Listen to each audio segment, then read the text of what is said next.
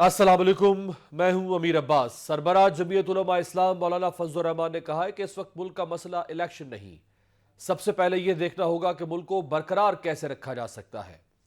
बाज़ media reports के मुताबिक मौलाना फजल रहमान ने यह भी कहा है कि इलेक्शन इस वक्त जरूरी नहीं बल्कि मुल्क की मईशत बेहतर करना जरूरी है। मौलाना इससे पहले भी ये कह चुके हैं कि जनवरी में मौसम के बायस खैबर पख्तूनख्वा और बलूचिस्तान में इलेक्शन का इनेकाद मुमकिन नहीं है। यहां सवाल यह है कि अगर आज इलेक्शन अहम नहीं रहे तो JUI 2018 से मुसलसल इलेक्शन का मुतालबा क्यों करती रही है? क्या मईशत की बहाली का मैंडेट आइंदा आने वाली हुकूमत को नहीं मिलना चाहिए? और अगर इलेक्शन ही ना हो तो मुंतखब हुकूमत कैसे आएगी? क्या मौजूदा दहशतगर्दी की लहर का भी आम इंतखाबात के इनेकाद पर कोई असर पड़ सकता है? 1 अगस्त को JUI की जानिब से जारी प्रेस रिलीज के मुताबिक मौलाना फजल रहमान का कहना था कि बाजोड़ हमला एक बड़ी इंटेलिजेंस नाकामी है। पाकिस्तान में 26 इंटेलिजेंस इदारे, मगर वो कहां गायब हैं? गुज़श्ता दिनों बलूचिस्तान के इलाके मस्तूंग में भी एक खुदकुश हमले के नतीजे में जहां बहक होने वालों की तादाद 59 हो चुकी है। एक रिपोर्ट के मुताबिक गुज़श्ता माह सितंबर में मुल्क में दहशतगर्दी के 65 वाकयात और अगस्त में शिद्दत पसंदी के 99 वाकयात हुए। मौलाना फजल रहमान का यह बयान भी सामने आया कि पूरी कौम को नवाज शरीफ का इस्तकबाल करना चाहिए। बज़ाहिर ऐसा लगता है कि JUI फे और मुस्लिम लीग नून में पस पर्दा अंडरस्टैंडिंग हो चुकी है। शायद यही वजह है कि ये जमातें अब सिंध में भी दीगर जमातों को साथ मिलाकर पीपल्स पार्टी को टफ टाइम देने की तैयारी कर रही है। इस पर बात करने के लिए हमारे साथ मौजूद हैं साबिक deputy chairman senate Jamiat Ulama इस्लाम फजल रहमान ग्रुप के मरकजी सीनियर रहनुमा सेनेटर मौलाना अब्दुल गफूर हैदरी साहब। बहुत शुक्रिया गफूर हैदरी साहब, आपने मसरूफियत से वक्त निकाला। ये फरमाइएगा कि मौलाना कह रहे हैं कि इस वक्त इलेक्शन से ज़्यादा पाकिस्तान की मईशत को संभालना ज़रूरी है, इस वक्त इलेक्शन से ज़्यादा मुल्क को ठीक करना ज़रूरी है। हालांकि सारी सियासी जमातें जो आपके साथ भी शरीक थी PDM में और PTI भी मुतालबा कर रही है, वो सब अब यकसुई के साथ कह रहे हैं कि इलेक्शन होना चाहिए। सिर्फ आप एक अलहदा आपने आवाज़ उठा दी है कि नहीं, पहले मईशत ठीक होगी फिर इलेक्शन होगा। देखिए, मैं 3 दिन से यहाँ इंग्लैंड आया हुआ हूँ। मुझे मौलाना साहब के इन बयानात की तफसीलात से मालूमात नहीं है। मौलाना साहब ने जो तहफ़्फ़ुज़ात इज़हार किए थे उस वक्त मैं दिल्ली था, और मैं भी एक आध चैनल पे ये कह चुका हूँ कि हमारे मुल्क का सबसे बड़ा मसला जो इस वक्त हमें दरपेश है वो अमन का मसला है। बाजौड़ में एक बहुत बड़ा हादसा हुआ, आपको पता है, 40 से ज्यादा हमारे लोग शहीद हुए। जी बिल्कुल। फिर बलूचिस्तान में कई वाक़यात हुए, पे भी हमला हुआ, और हाल ही में जो है वो के मुबारक दिन 12 रबीउल अव्वल का मस्तूंग में हो गया, हमें विलादत जो है वो एक खुशबरा हुआ, जिसमें 70 से 80 के करीब लोग पूरे शहीद हुए और इसी तरह सैकड़ों लोग शहीद हुए।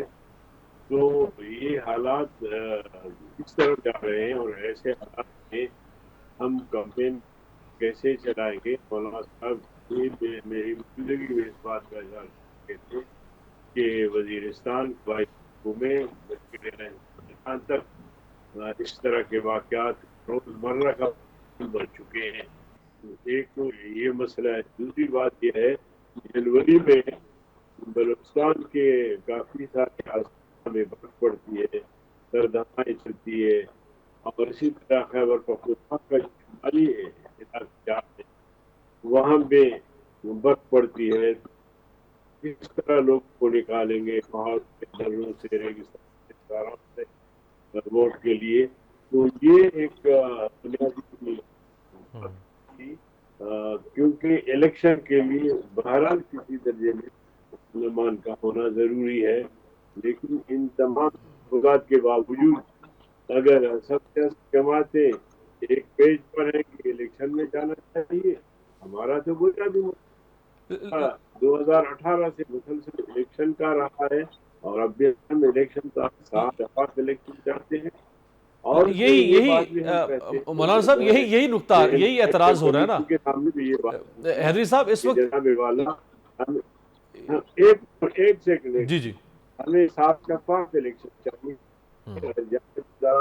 الیکشن چاہیے جس میں کسی قسم کی مداخلت کا شائبہ تک نہ ہو، کیونکہ 2018 کے جو انتخابات ہوئے انتخابات کے دن سے ہی اس کو چیلنج کیا گیا اور تمام سیاسی جماعتوں نے، صرف ہم نے نہیں. اور پھر آپ کو پتا ہے کہ ہم نے 15 ملین مارچ کیے ملک میں، اور اس کے بعد پھر پی ڈی ایم بنی اور اس کا نتیجہ پھر عدم اعتماد کی تحریک پر منتخب ہوا. تو اس کرنے کا مقصد یہ ہے کہ ہم تو چاہنے والے لوگ ہیں، الیکشن سے راہ فرار اختیار نہیں. یہی حیدری صاحب، یہی تو تنقید ہو رہی ہے کہ آپ تو الیکشن مانگ رہے تھے مسلسل پی ٹی آئی کے دور میں، پھر پی ڈی ایم کے دور میں بھی مولانا صاحب کا موقف یہ تھا کہ ہمیں حکومت میں زیادہ نہیں رہنا چاہیے، ہمیں انتخابات کی طرف جانا چاہیے جس کے لیے ہم آئے تھے. اور جب انتخابات قریب پہنچ گئے تو مولانا صاحب نے ایسے متنازعہ بیانات دینا شروع کر دی جس سے لگ رہا ہے کہ شاید وہ الیکشن نہیں چاہتے فوری طور پہ. دیکھیے میں نے عرض کیا کہ جو حالت اگر مولانا صاحب کا کوئی بیان ہے میں کروں گا، لیکن جو ہمارا اصولی موقف تھا، جو تحفظات تھے، وہ ہم الیکشن کمیشن کے سامنے رکھ کے اور بیانات کے ذریعے بھی ان تحفظات کا اظہار کیا. لیکن اس کے باوجود بھی اگر تمام جماعتیں چاہتی ہیں ہمارے تحفظات نہیں رکھتے تو پھر نہ. حیدری صاحب یہ بھی فرمائیں کہ مولانا صاحب کچھ تحفظات تو ظاہر کر رہے ہیں، جیسے معیشت کے بارے میں انہوں نے کہہ دیا، جنوری میں برف باری کا ذکر انہوں نے کیا، لیکن وہ کھل کر یہ بھی نہیں کہہ رہے کہ الیکشن ابھی نہیں ہونا چاہیے اور الیکشن مارچ میں ہونا چاہیے یا اپریل میں ہونا چاہیے. تو وہ کم از کم اپنا واضح مطالبہ تو سامنے رکھ دینا کہ ہاں ابھی نہیں ہونا چاہیے، یہ وجوہات ہیں، اور ممکن ہے وہ ٹھوس وجوہات ہو، لیکن کب ہونا چاہیے وہ یہ بھی نہیں بتا رہے. اس حوالے سے دیکھیں کہ آپ مولانا صاحب سے اور ان سے یہ بات کریں کہ آپ کو واضح کریں، ورنہ جو میں کہہ رہا ہوں ہمارا مولانا فضل الرحمان کا یہ موقف رہا ہے کہ یہ ساری صورتحال ہے.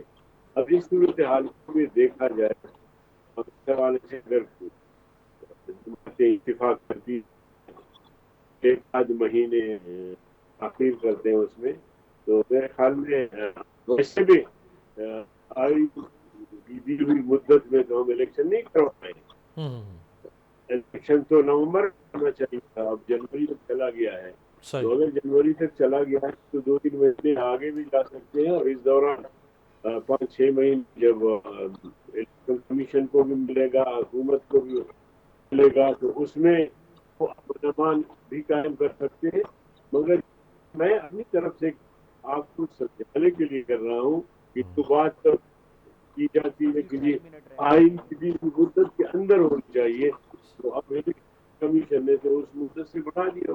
بالکل صحیح، یعنی آپ فرما رہے ہیں کہ جو مدت تھی آئینی اس سے تو پہلے ہی ہم باہر جا چکے ہیں، تو اگر 1-1.5 مہینہ اور بھی آگے چلے جائیں گے تو کوئی اتنا مذائقہ نہیں ہے، آپ وضاحت میں یہ کہہ رہے ہیں.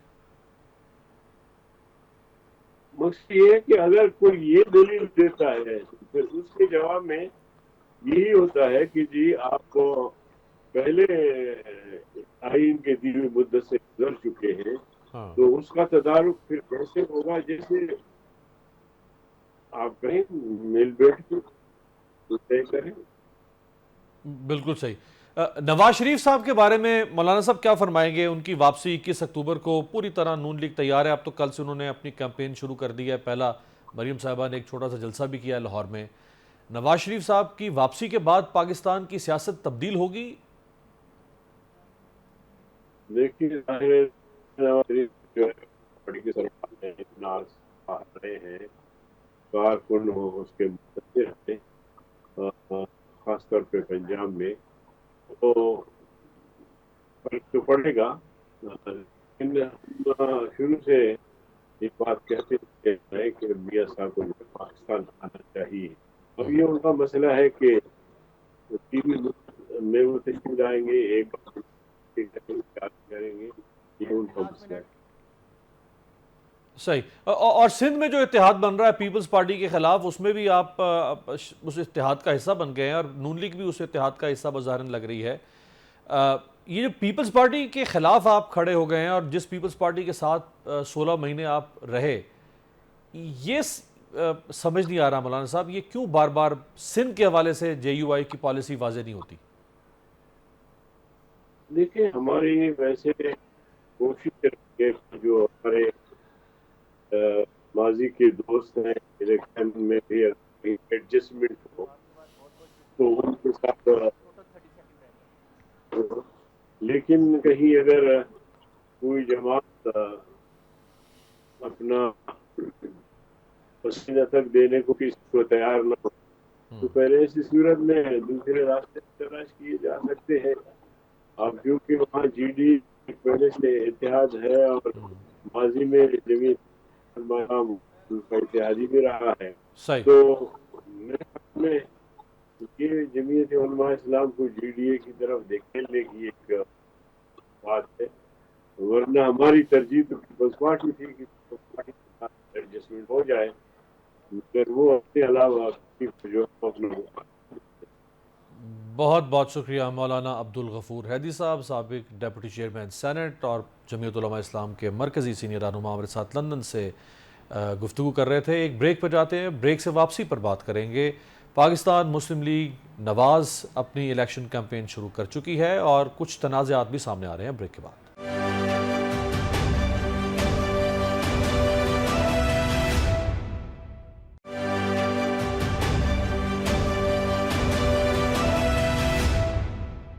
بریک کے بعد خوش آمدید. مسلم لیگ نون کے قائد نواز شریف نے آخرکار 4 سال بعد پاکستان واپسی کے لیے ٹکٹ بک کرا لیا. وہ 21 اکتوبر کی شام لاہور پہنچیں گے. نواز شریف کے استقبال کی تیاریوں کے سلسلے میں گزشتہ روز لاہور میں مسلم لیگ نون کا پاور شو زیادہ متاثر کن نہیں رہا. لاہور میں جلسے سے خطاب کرتے ہوئے چیف آرگنائزر مریم نواز نے خطاب کیا، جس میں اہم بات یہ تھی کہ اپنے ہر بیان میں سابق ججز اور 2 سابق جرنیلوں کے احتساب کی دہائی دینے والی مریم نواز کل کی تقریر سے مزاحمت بالکل غائب کر بیٹھی. ایک میڈیا رپورٹ کے مطابق لاہور میں نون لیگ کا پاور شو بری طرح فلاپ ہوا. اسی لیے نواز شریف نے شاہدرہ کے کنونشن پر تحفظات اور ناراضگی کا اظہار کیا ہے. نون لیگ کی تمام سیاست کا انحصار میاں نواز شریف کی وطن واپسی پر ہے. بعض نون لیگی رہنماؤں نے نواز شریف کی واپسی پر لاکھوں لوگوں کو میاں صاحب کے استقبال کے لیے جمع کرنے کا دعویٰ کیا تھا. پارٹی ذرائع کے مطابق ہر کوارڈینیٹر کو نواز شریف کی آمد پر 1 لاکھ افراد مینار پاکستان لانے کی ذمہ داری دی گئی ہے. مختلف نون لیگی رہنما عوام کو لبھانے کے لیے انعامات کے اعلانات بھی کر رہے ہیں. اس حوالے سے سوشل میڈیا پر ایک ویڈیو گردش کر رہی ہے جس میں نون لیگ کا ایک رہنما اعلان کر رہا ہے کہ جو 21 اکتوبر کو نواز شریف کا استقبال کرنے کے لیے زیادہ بندے لائے گا اسے موٹر سائیکل انعام میں دیا جائے گا. رانا ثناءاللہ نے بھی دلچسپ انکشاف کیا ہے کہ مینار پاکستان پر 21 اکتوبر کے جلسے میں نون لیگی رہنماؤں کی حاضری چیک کرنے کے لیے موبائل اپلیکیشن بنوائی گئی ہے. یہ اپلیکیشن بتائے گی کہ بندہ گھر پر ہے یا جلسے میں. ساری صورتحال پر بات کرنے کے لیے ہمارے ساتھ موجود ہیں پاکستان مسلم لیگ نون میں حال ہی میں شمولیت اختیار کرنے والے اور سابق D G F I A senior police officer رہ چکے ہوئے ہیں بشیر میمن صاحب. بہت شکریہ بشیر میمن صاحب. بشیر صاحب نواز شریف صاحب کے استقبال کے لیے جو سندھ کے رہنماؤں کی کمیٹی بنائی گئی ہے اس کے کنوینر بھی ہیں. بشیر صاحب کل کا پاور شو تو کامیاب نہیں ہو سکا جس طرح ہونا چاہیے تھا یا جس طرح کے جلسے نون لیگ لاہور یا اس کے مضافات میں کرتی رہی ہے. اگر ابتدا یہ ہے تو انجام کیا ہوگا 21 اکتوبر تک؟ یہ تو آپ کا ایک اوپینین ہے، مجھے پتہ نہیں ہے، اس لیے کہ میں نے وہ جلسہ دیکھا نہیں، اس لیے مجھے پتہ نہیں ہے، لیکن یہ تو آپ کا اوپینین ہے. This is your opinion and your opinion is respected. لیکن انشاءاللہ جلسے بہت بڑے ہوں گے، اس لیے کہ آج میں اپنے جو کراچی کے جو آفس بیئرر سے ملا ہوں اور جو میں نے ان کا جو جوش اور جذبہ دیکھا ہے تو یہاں سے تو بہت زیادہ مطلب لوگوں کے اندر جذبہ بھی ہے، ولولہ بھی ہے اور جوش بھی ہے، وہ جانا چاہتے ہیں. یہ بھی فرمائیے گا کہ لاہور جس کو تخت لاہور کہا جاتا رہا ایک دور میں شریف خاندان کا، اور مسلم لیگ نون کا پاور ہاؤس ہے لاہور، اور لاہور کے ساتھ جو باقی مضافاتی شہر ہیں اور خاص طور پہ پنجاب، مسلم لیگ نون کو گلگت بلتستان سے بھی لوگوں کو لانے کی فکر ہے. آپ سندھ سے لوگوں کو لانے کی بات کر رہے ہیں. اچھی بات ہے، پورے پاکستان سے آ سکتے ہیں لوگ اپنے لیڈر کا استقبال کے لیے، لیکن لاکھوں لوگ تو لاہور سے اکٹھے ہو سکتے ہیں، کروڑوں لوگ پنجاب سے اکٹھے ہو سکتے ہیں. گلگت بلتستان سے سندھ سے لوگوں کو لانے کی کیا ضرورت پڑ گئی ہے؟ اس کا مطلب ہے کہ لاہور یا پنجاب اتنا ویلکم نہیں کرنے کو تیار. یہاں سے تو جو کوئی بھی جا رہا ہے والنٹیئر جا رہا ہے نا. یہاں سے تو جو بھی جا رہا ہے وہ والنٹیئر جا رہا ہے، یہ سوچ کے جا رہا ہے کہ 2-3 دن کے لیے میں وہاں پہ جا رہا ہوں. تو ہم کوشش کر رہے ہیں کہ ان کو بھی چینلائز کرے، کوئی ان کو ویلفیئر کا خیال کرے، جو کہ میرا کام ہے.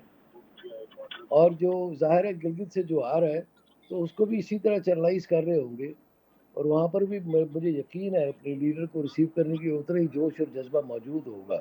بشیر صاحب یہ جو موبائل اپلیکیشن بنائی گئی ہے اس کے اوپر تو بہت اس وقت جوکس ہو رہے ہیں سوشل میڈیا کے اوپر کہ کیا ایک پارٹی اپنے ووٹرز کو یا اپنے سپورٹرز کو یا اپنے جلسے میں آنے والے شرکاء کو موبائل اپلیکیشن سے ریگولیٹ کرے گی؟ کیا موبائل اپلیکیشن سے اب ان کی حاضری لگائی جائے گی کہ کون آیا اور کون نہیں آیا؟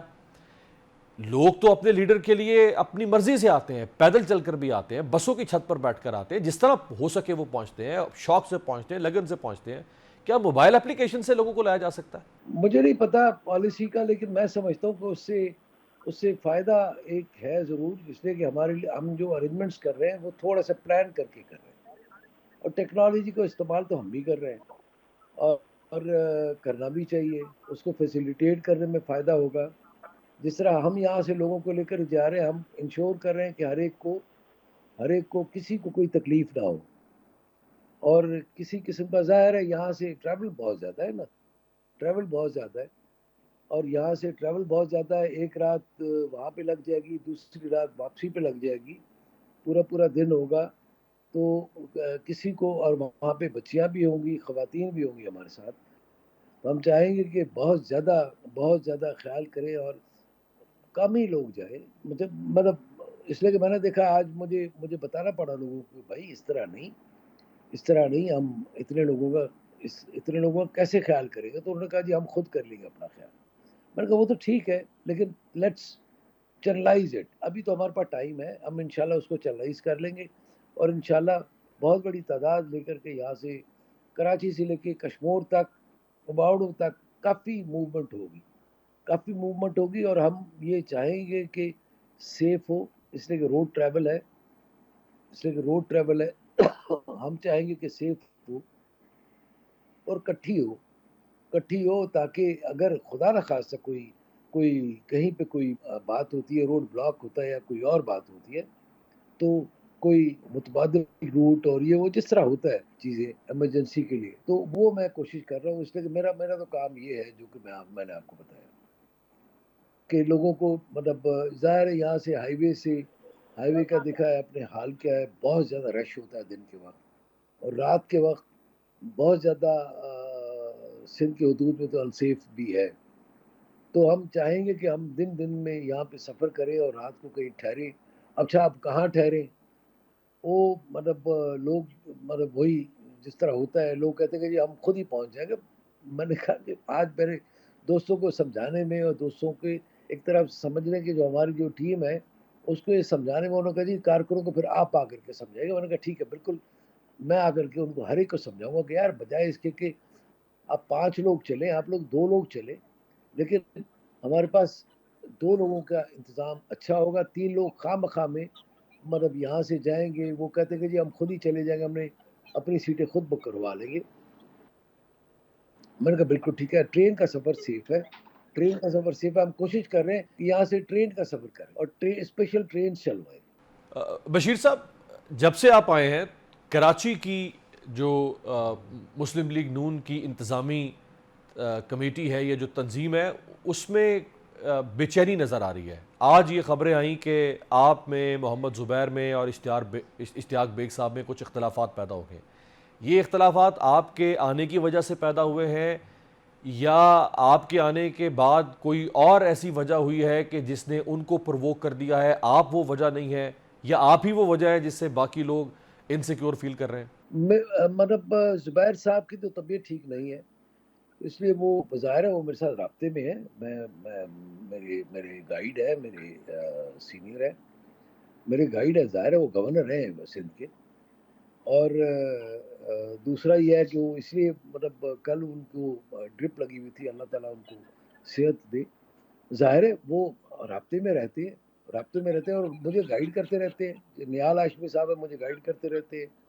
سارے کے سارے جس طرح آج ہم نے میٹنگ کی، کافی دیر لگ گئی، اور کافی ادھر جو ظاہر پرانے سیاسی ورکرز ہیں، اور کسی کو کیوں ریزرویشن ہوگی؟ قائد کا حکم ہے، ظاہر ہے اس کا ان کی طرف سے یہ آرڈرز ایشو ہوئے اور اس کام کے لیے ایشو ہوئے، اور جو وہ یہ شاید مطلب کسی کو کیوں، میرے خیال میں تو اس طرح کی کوئی بات نہیں ہے. ہماری جو کمیٹی کے ممبرز ہیں وہ سارے کے سارے کل آئے ہوئے تھے، اور زبیر صاحب چونکہ کل ہاسپٹلائز تھے تو وہ نہیں آ سکے، تو میں نے ان کو کہا تھا کہ سر خدا کا واسطہ ہم آپ کے پاس آئیں گے، ہم آپ کے پاس آئیں گے. اشتاق بیگ صاحب کے پاس پھر میں، وہ کمیٹی کے ممبر نہیں ہیں لیکن فائنانس کمیٹی میں ہیں، تو میں کل خود گیا تھا ان کے پاس، میں کل خود گیا تھا ان کے پاس، اس لیے کہ وہ کمیٹی کے ممبر نہیں ہے تو میں تو خود گیا تھا. وہ ہمارے بزنس فورم جو ہے پی ایم ایل این کا، اس کے پریزیڈنٹ ہے، میں ان کے پاس خود گیا تھا. تو میں سمجھتا ہوں کہ اس میں نہ تو وہ ناراضگی ہے ان کی کوئی، نہ ان کے ساتھ میری بات بھی ہوئی ہے، ان کے ساتھ آج بھی میری بات ہوئی ہے، اور وہ ناراضگی کیوں ہوگی؟ مطلب ان کو اس بات پہ کیوں ناراضگی ہوگی؟ میرے آنے پہ کسی کو کیا ریزرویشن ہو سکتی ہے؟ میں تو کام کرنے کے لیے آیا ہوں، اپنے قائد کے حکم کے میں کام کر رہا ہوں. بشیر صاحب، آپ کی پارٹی کو یہ تانا تو ماضی میں دیا جاتا رہا ہے کہ بریانی یا قیمے والے نان، آپ کے مخالف یہ تانا دیا کرتے تھے کہ اس سے نون لیگ ووٹ حاصل کرتی ہے، یہ سپورٹ حاصل کرتی ہے. ابھی نواز شریف کے استقبال کے لیے ایک کارنر میٹنگ میں آپ کے ایک مقامی رہنما یقینی طور پہ وہ لوگوں کو موٹر بائکس کا لالچ دے کے لوگ اکٹھے کرنے کی بات کر رہے ہیں. کیا اس طرح سے لوگوں کو لبھا کے یا ان کو لالچ دے کے ڈیموکریسی میں پولیٹیکل پارٹیز سروائیو کر سکتی؟ مجھے نہیں پتا یہ کون سی ویڈیو کی آپ بات کر رہے ہیں. میں چونکہ سوشل میڈیا پہ اتنا ایکٹیو نہیں ہوں، ایکٹیو کیا، میں نے تو ٹویٹر اکاؤنٹ بھی نہیں ہے، فیس بک پہ نہیں ہوں، اور 2 دن سے تو میں اپنی میٹنگز میں نے آپ کو بتایا جوش اور جذبہ اتنا ہے کہ مجھے تھوڑا سا ایک ہمارے، مطلب نام نہیں لوں گا، ان کی میں قدر کرتا ہوں، ان کو سمجھانا پڑا کہ بھائی تم جو اکیلے جاؤ گے یہاں سے. انہوں نے کہا جی میرے کارکن ہیں، انہوں نے تو اپنی سیٹیں بھی بک کرا لی ہیں، وہ تو جا رہے ہیں اور وہ دوسرے دن واپس آ جائیں گے، آپ کو وہاں پہ مل جائیں گے. میں نے کہا یار کٹھے چلے گے، خدا کو اسپیشل ٹرین بک کروا رہے ہیں، اسپیشل ٹرین بک کروا رہے ہیں. تو مطلب ایک بات کر رہا ہوں، اور سارے کے سارے جو ہمارے جو ڈسٹرکٹ پریزیڈنٹس ہیں، آپ ان سے خود پوچھ لیں اور آپ کو ایکٹیویٹی انشاءاللہ 14-15 کے بعد یہاں پہ نظر آنا شروع ہو جائے گی پورے سندھ میں، انشاءاللہ. بہت بہت شکریہ بشیر محمد صاحب، سابق D G F I a, Pakistan Muslim league نواز کے رہنما اور حال ہی میں مسلم لیگ نون میں شامل ہوئے ہیں. ایک بریک پہ جاتے ہیں، بریک سے واپسی پہ بات کریں گے پاکستان کی معیشت پر. ہمارے ساتھ ہوں گے ماہر معیشت ڈاکٹر فاروق سلیم.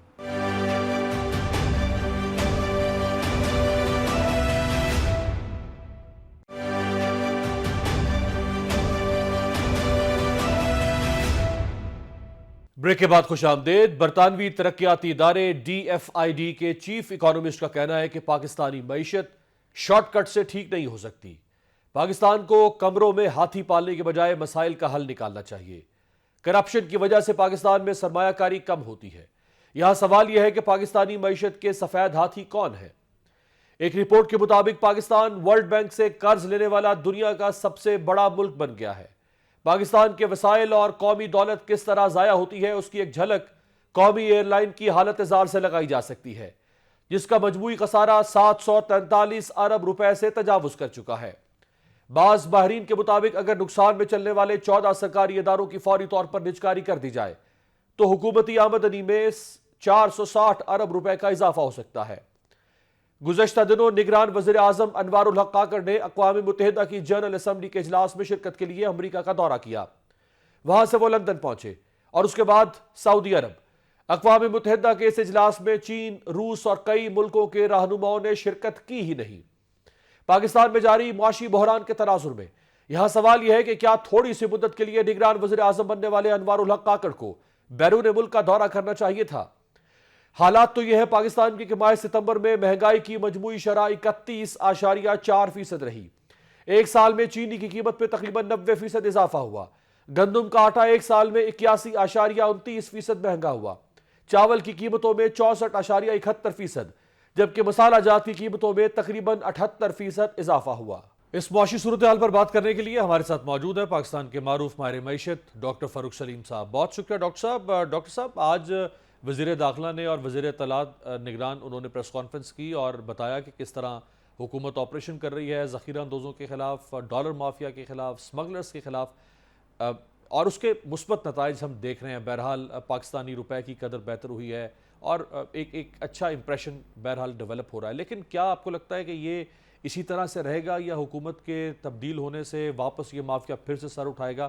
کیونکہ ہمارے ہاں جو بھی اقدامات ہوتے ہیں وہ شخصیات کے ساتھ وابستہ ہوتے ہیں, وہ سسٹم میں انکارپوریٹ نہیں کیے جاتے. شخصیات تبدیل ہوتی ہیں تو واپس وہی نظام بحال ہو جاتا ہے. دیکھیے ضرورت اس چیز کی ہے کہ ہم انتظامی اقدامات اور پالیسیز کے درمیان میں ایک تفریق سمجھ پائیں.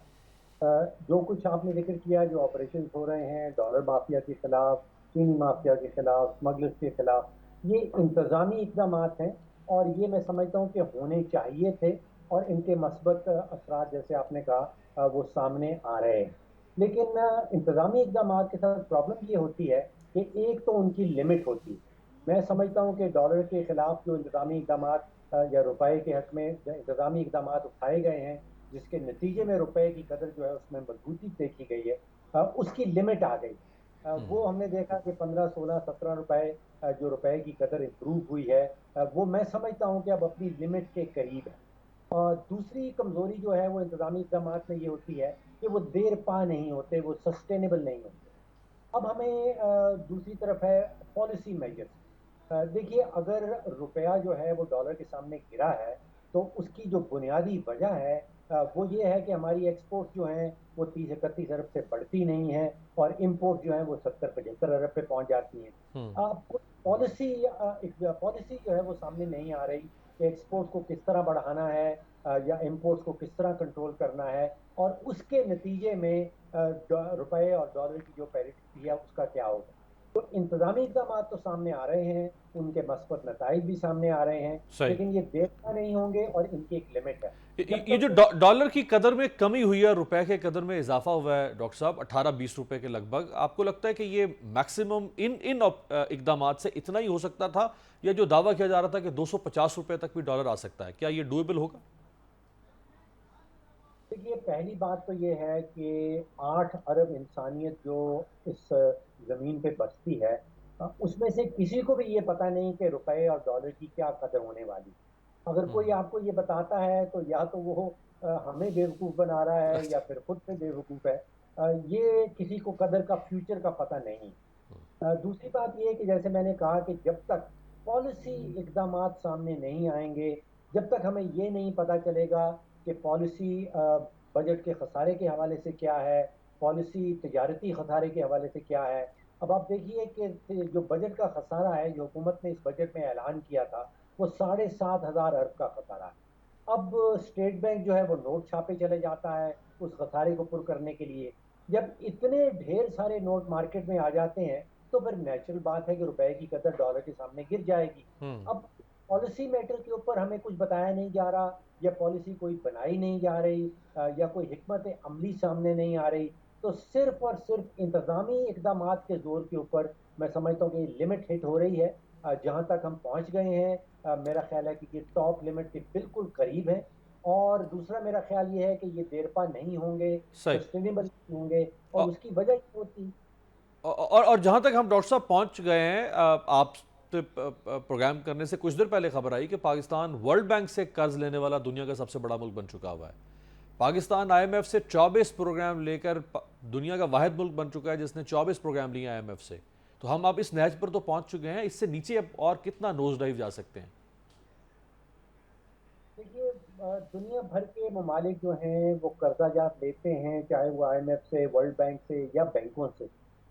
قرضہ اٹ سیلف لینا کوئی بری بات نہیں ہے, قرضے کو استعمال کس طرح کیا جاتا ہے اور دوسری بات یہ ہے کہ کیا آپ کے پاس ان قرضوں کے اوپر جو سروسنگ ہونی ہے, جو آپ نے انٹرسٹ لینا ہے, اس کی واپسی کے لیے ریسورسز کا انتظام ہے یا نہیں ہے, پالیسی ہے یا نہیں ہے. تو قرضہ اٹ سیلف میرے نزدیک بری بات نہیں ہے. یہاں پہ ہمیں دیکھنا یہ ہے کہ ان قرضہ جات کو واپس کرنے کے لیے کیا ہماری حکومت کے پاس, ہمارے اسٹیٹ بینک کے پاس کوئی پالیسی انہوں نے بنا رکھی ہے یا نہیں. राइट।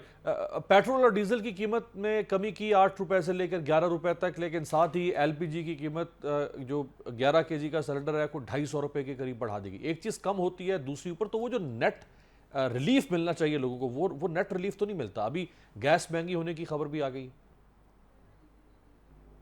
देखिए, इसमें आलमी मार्केट, आलमी मंडियों का बहुत बड़ी मुदाखलत है, क्योंकि हम 90 से 95% जो है अपना तेल जो है वो इंपोर्ट करते हैं। अगर आलमी मंडी में पेट्रोल की कीमत, डीजल की कीमत बढ़ जाती है, तो कोई ऐसी जादू की छड़ी हुकूमत के पास नहीं है, किसी हुकूमत के पास भी नहीं है कि वो कि वो डॉलर, कि वो पेट्रोल या डीजल की कीमत हमारी अपनी मंडी के अंदर कम कर सके।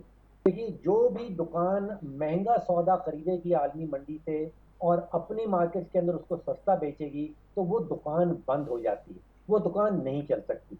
तो जहाँ तक पेट्रोल और डीजल का ताल्लुक है, मेरा ख्याल है कि इसका एक डायरेक्ट ताल्लुक जो है वो आलमी मंडियों के साथ है। एक हिस्सा ये जरूर देखा जा सकता है कि इस वक्त हमारा पेट्रोल या डीजल जो है उसमें लगभग 100 रुपए के हुकूमती टैक्सेस हैं। जी। अगर उनको किसी तरह से हुकूमत कम करती है तो फिर तो पेट्रोल और डीजल की कीमत जो है वो कम की जा सकती है। डॉक्टर साहब, आपने बजा फरमाया कि जो चीज़ आप बाहर से खरीद रहे हैं आपकी नहीं है, उस पर आपका कोई चारा नहीं है, आपको वही कीमत अदा करनी है जो बेचने वाला आपसे मांगेगा। लेकिन आज मईशत इस नैच पर पहुंच गई कि आपको आईएमएफ के सामने जाना पड़ता है और आईएमएफ शर्त लगाता है कि आप पेट्रोलियम लेवी लगाएं, और आप 60 रुपए 1 लीटर पर पेट्रोलियम लेवी लगा रहे हैं। ये तो फिर सक्सेसिव गलत पॉलिसीज का खमियाजा कौन भुगत रही है ना? कम से कम 60 रुपए तो बचाए जा सकते थे।